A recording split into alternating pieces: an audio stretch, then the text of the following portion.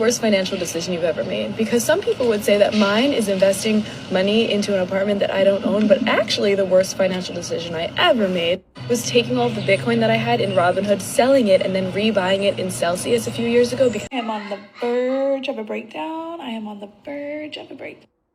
Let me be your cautionary tale, okay? Do not, I repeat, I say it with my whole chest, don't co-sign for nobody.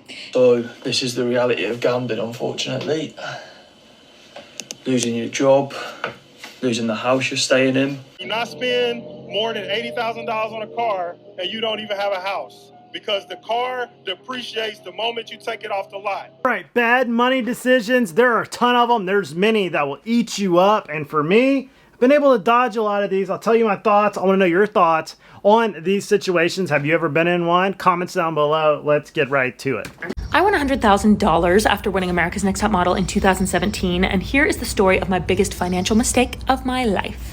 So after I won the show, they actually gave me a check for $100,000. Boom, baby, I'm rich. And for some reason, my little itty-bitty undeveloped brain thought that that meant it was $100,000 post-tax. Like, they obviously already took out the game show tax because I got a check for $100,000.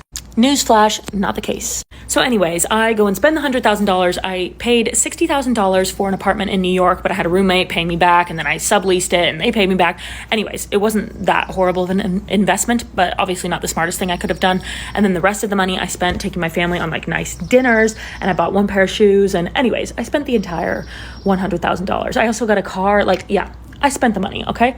What I should have done was put aside 35 to 40% of the money for taxes so that I'd be ready to pay that. But I didn't do that. I spent it all. And so I spent the next several years paying back the money in taxes to the IRS. Whenever you watch a game show and you see like, oh my God, they won $10,000 or they won a new car or whatever it is, just take that with a grain of salt, because not only are they going to be taxed on the actual cashola that they bring home, but like when you get a free car, you don't really get a free car. You have to pay the taxes and then all the other things that come with winning a prize on television. The taxes get everybody. There's a reason why the IRS wants to withhold it, because they don't believe that you're going to actually pay for it. You see many rock stars, athletes, everybody get a lump sum. You see YouTubers do it.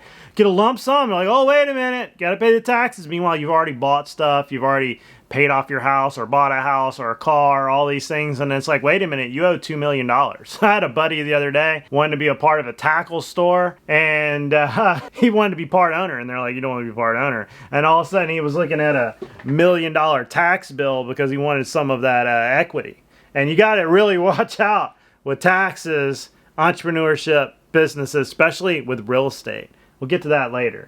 Tell us your biggest money mistake you've ever made. Biggest money mistake would have to be the investment in the solar panels. Oh, what'd you spend on the solar panels? It's $36,000. On a loan? Even. Yeah. Nothing down? Nothing down. What's your biggest money mistake? I would say buying a brand new car. Ooh, what was it? It's a 2015 Grand Cherokee. Brand new Jeep Grand Cherokee. And you took out a loan for this? How big was the loan? The full amount. Woo! I think the biggest money mistake was financing a bed. Oh, a bed? Yeah. How much did you finance? $7,000, $8,000. Yeah, so it was... That thing make you coffee? I mean, what are they putting in that? What was your biggest money win so far? Paying off over $200,000 in debt. Whoa! What kind of debt was $200,000? Everything under the sun. You had it all. Student loans, cars, consolidation, credit cards. We paid off $18,000 while I started a new career. Wow, So, yeah. That's amazing. I think our biggest win would be the fact that we're on the same page. There for a while, I would say we were on two totally different pages, and that's really stressful. Solar panels will get me fired up more than anything. As a real estate agent here on the Gulf Coast of Florida, solar panels are breaking people. If you're not paying cash for them and staying there for 20 or 30 years, you're going to find it hard to win with those bad boys. Because when you go to sell it and you've got a solar panel loan, you're going to find it hard for somebody wanting to assume it or be able to be approved for it, because they're not going to add any equity to your house. They're not. They're not going to increase the value of your house. They're not. I don't care what anybody's telling you. If you've got old panels and you've got old roof, or you got new panels and you got an old roof, or you got solar panels that are leased that's got to be taken off, or you've got solar panels at all that have debt on them, people are going to look at that thing like a scourge, okay? It is an insane amount of money, and I've seen many people have to sell their houses and bring equity to the table, bring dollars to the table just to sell their house because of the solar panels. If you have negative equity, let's say you bought it recently, you put on solar panels and you got to sell your house for whatever reason, and you don't have any money to cover that negative position, the house is unsellable. You're going to be either bankrupt or foreclosed on. If you have to stay in, if you can't stay in that house long term, it can be a bad situation. It's my thoughts on this. Also, 100% financed cars when you can't afford it and you don't have any dollars to back it up, bad idea. If you've got cash in the bank to back up that note, let's say you got a $20,000 note and you got $20,000 in the bank and you 100% finance it, I don't think that's okay, but it's better than not having 20 grand in the bank and having a $20,000 financed car, 100%. Bad situation. You can't afford that car. I hate to say that. Pay cash for a car. Don't do debt. I am on the verge of a breakdown. I am on the verge of a breakdown. Let me be your cautionary tale, okay? Do not, I repeat, I say it with my whole chest, don't co-sign for nobody. Don't ever co-sign for no man. I don't care who it is. I don't care if you have kids with them. I don't care if you're married to them. Do not ever co-sign with somebody, okay? I'm literally so stressed. My lease is over next month, okay? Next month my lease is over and I have to move out. My apartment is being sold. The owners are selling it, so I have to move out. I have applied to so many apartments. I've been denied by every single one of them. I went to the apartment that my kid's dad lives in because we have the same credit score. Because I co-signed a car with him. Keep in mind, I am legally blind. I can't even drive. I've never drove a car in my life. I don't drive. I co-signed a car with him like 2 years ago so that he could have a car so he could drive our kids around. This is when we were still together, we was a family, okay? He wrecked the car without insurance, yada, yada. He quit paying on it. It got repossessed. It's a whole thing, okay? I knew that's on my credit. And then the second thing was the last house we lived in, he punched holes all throughout the walls, but we did pay that off. So I have the receipt for that. So I got denied first off for the house. There was like, okay, no, your last house, So I brought in the receipt to show that we paid the $2,000 for that. And they was like, okay, they overrided that for me. They was like, okay, we're going to override that for you. Keep in mind, this is the same exact apartment my kid's dad lived in. So in my mind, I'm thinking, okay, if my kid's dad can be approved for this stupid apartment, then so can I. And when I go in today to fill out the paperwork, she tells me like, hey, like it looks like you owe $16,000 on this car. So I explained the situation to her and I'm like, yeah, I co-signed for it, yada, yada. But I'm like, my kid's dad was approved, so I should be approved. And she was like, oh, it depends on who's approving the application. She said sometimes they push them through and sometimes they won't. Anyway, so I was denied again. Now I have a month to figure out my housing situation. So I guess I'm gonna open up, call the car people and start paying on his car payments or something. I don't know. I don't know. I'm gonna have to like pay on his car payments or something, figure something out. Such an expensive mistake I made. I've never had issue with housing. Like I've never had issue trying to get. If you're not married to them, you don't go in business with them, okay? If you're not married to them, you don't do debt with them. If you're not married to them, you don't joint venture with them, okay? I learned in real estate very fast. Don't joint venture with anybody unless you absolutely have to. I've seen it go so badly. Also, girlfriend, boyfriend, don't buy a house together. I've sold quite a few houses to couples that were girlfriend, boyfriend, and I've yet to see one work out. They wound up either split up, divorced, in a bad financial situation 2-3 years later, and Dave Ramsey was right. It is just a thing. Also, be careful if you co-sign with your son, your daughter, siblings. Just because they're son doesn't mean they're going to pay you back, and they can ruin your credit or get you in a bad situation in retirement, okay? Or at an older age, it's hard to dig yourself out of. You got to fully control that deal. Be very, very careful co-signing with people. They can run your credit. That happens a lot, boyfriend, girlfriend, or let's say you get an apartment together, both signing on there. Next thing you know, you're in a bad situation. I've yet to see this stuff work out. If it does for you, it's great. If you have had it work out, comment down below. I am knocking on the door of 61. I have no retirement money saved up whatsoever. I've been working the baby steps. I've got my little $1,000. And hopefully Social Security will still be there when I retire at 67. My question is, even though I'm in the baby steps too, my company matches 4%. And I'm just wondering if I should go ahead and be putting that 4% into my 401k, even though I'm still in baby step 2. So you're 61 and have no money. This is actually a thing. I have probably at least one or two people call me a month. They're in their late 60s, early 70s. They are homeless, and they're looking for a place to rent. It's a real thing. Saving for your older years is a really important thing. And you're not going to be able to work forever. Not having debt in your older years is important. Not having a mortgage in your older years is important. Everybody wants to do this. Well, it's a good mortgage. It's a 2%. And let me tell you, you don't want to be foreclosed on when you're 65, 70 years old, or renting someplace and the landlord says you got to get out. Bad situation. Always have that emergency fund. If you got to sell everything, almost everything you own to have an emergency fund, it's going to be worth it. Because being up with your back against the wall is a very scary place. Low income in America really fucking sucks, but it sucks even more when you lose $315 of the $330 that you just got last night. So now you only have $16 to spend for the entire fucking month as someone who already doesn't have any money to spend on food. Fuck you, I guess. Texas, whoever you are. You stole from a person who has less than nothing. Are you happy? Are you satisfied with yourself? Like, are you proud? It's terrible. That's the situation I'm telling you about. Having an emergency fund for a situation like that, like backs against the wall.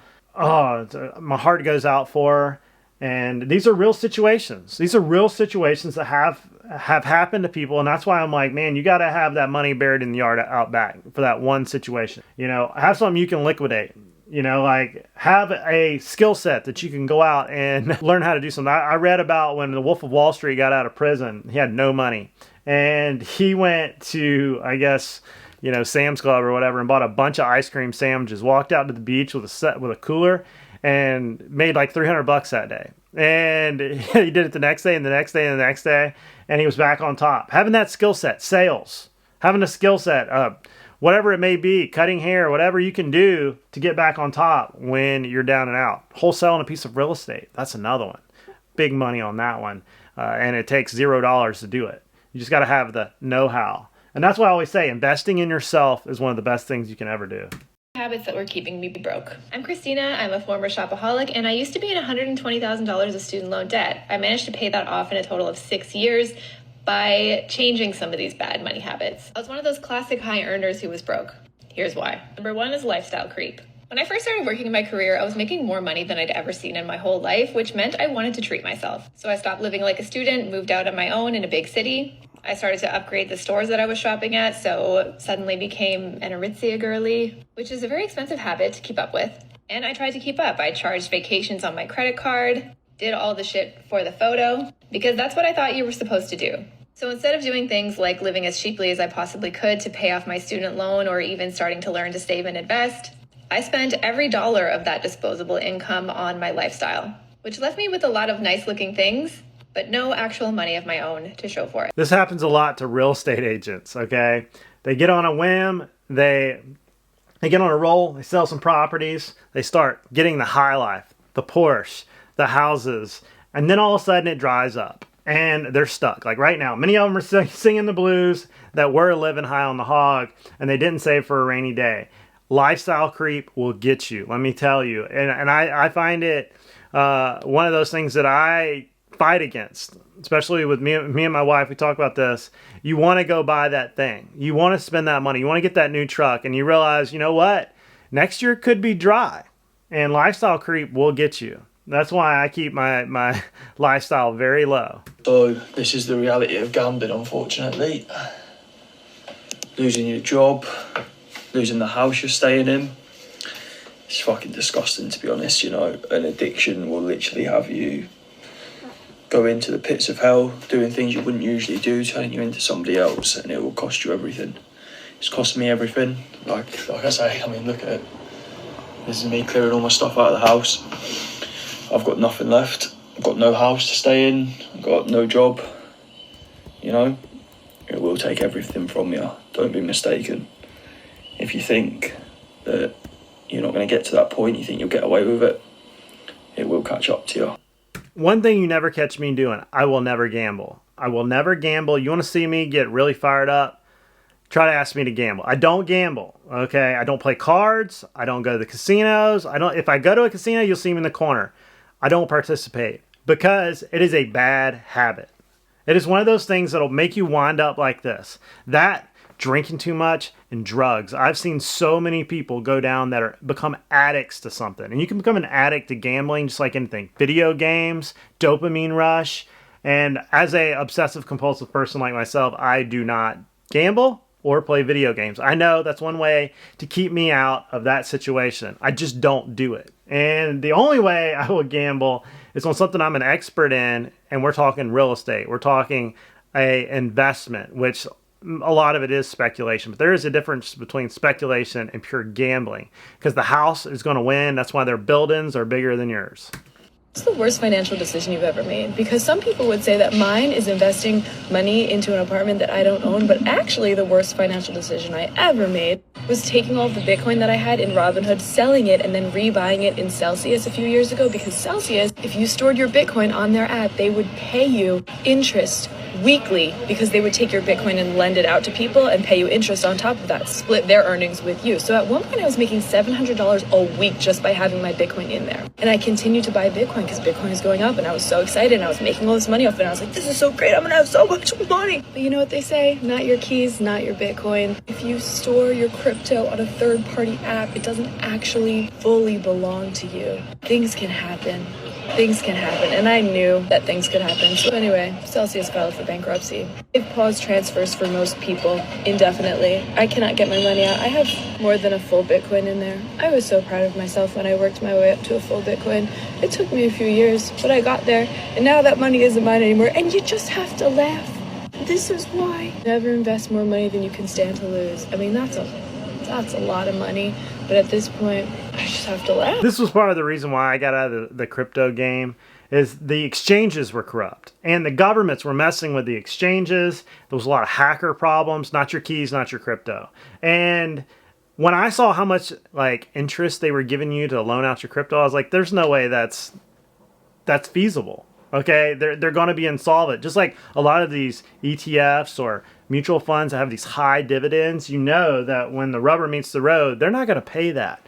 And many of these people got caught. And the tax code had never figured itself out up until recently about how is it even taxed. Try to get your CPA to do your taxes on it. A good CPA wasn't going to touch it, okay? And Coinbase wouldn't even give you the paperwork at the end of the year for taxes. It was a mess, and I decided, hey, this is too premature.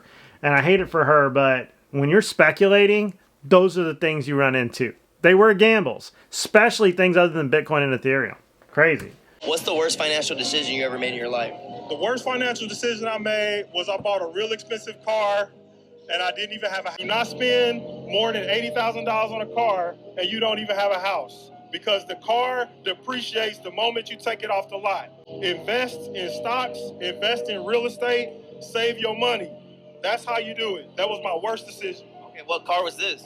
It was a Dodge something. I can't even remember what it was. Charger? Yeah, it was like something like that. Yeah, real expensive car, wasn't worth it, bad investment. Okay. And then what's the best piece of finance advice you ever gotten before? I think the best piece of finance advice, number one, learn how to balance basically your finances. Very important. Don't spend more than you make. As a matter of fact, every time you get your paycheck, at least take 1/3 of it and put it aside. Very important. And then last question, hypothetically, if I were to give you $100,000, what would you do with it? If you gave me $100,000, I would be trying to either put it into an annuity. I would try to invest maybe in real estate, and I would probably invest some of it in maybe stock, something like that, like Apple or Amazon, something that I think is going to give me a really good return. Okay, are you currently invested in anything right now? So currently, I do have a brokerage account. I do have a 401k, savings.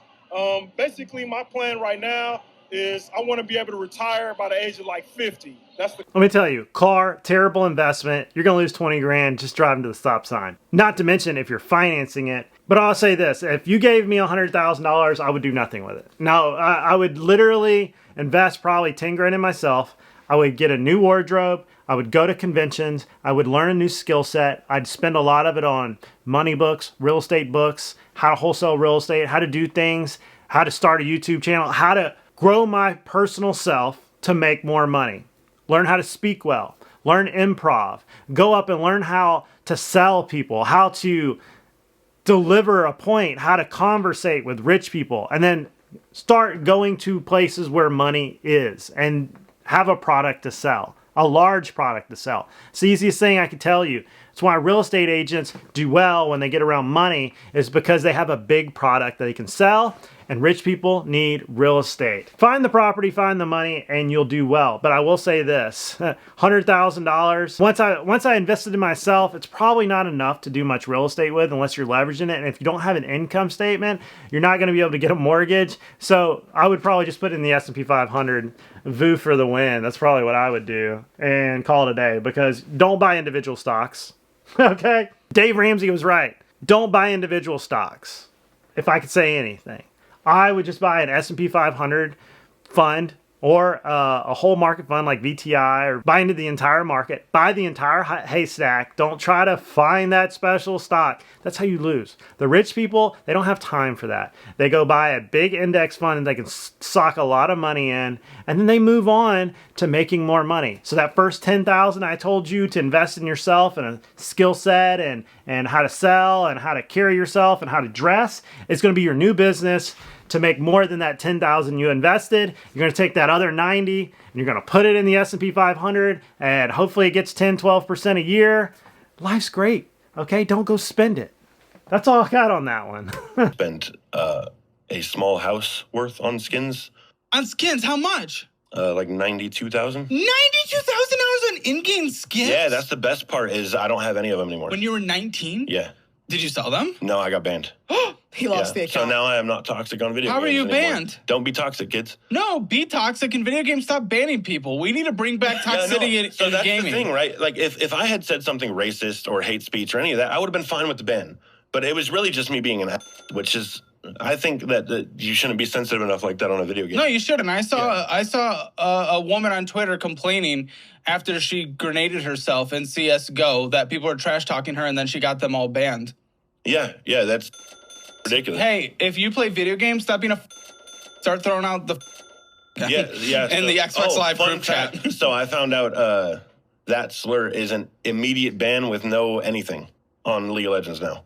Well, I mean, I wouldn't say, because that's I found it out on a free account, by the way. It's a thing to say, but let's stop being go. When did gaming become so pussified? Yeah. I'm so confused. Yeah, and we've listen, at 19, so 40 years later, yeah. By the time you would have retired, that $95,000 that you spent would have been worth $2.3 million if invested in the overall stock market. Yeah. You spent $2.3 million on gaming skins. I mean, what do you think about that? I have that hard to...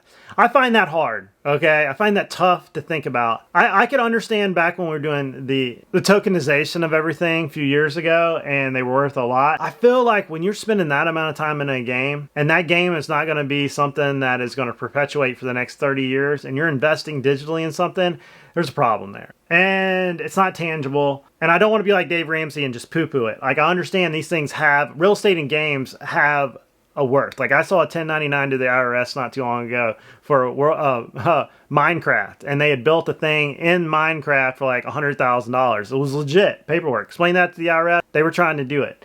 That, if you have no money, is a problem. $95,000, but have no other money, I feel like that's a mental health crisis. I don't know. Comment down below. I want to hear good, bad, ugly, but you can't spend $95,000 on a video game that you get banned from when you are broke. That's all I got, everybody. That's all I got on this. Just wanted to give my opinions. I want to hear your opinions. I thought these were interesting. I'll see you guys on the next video.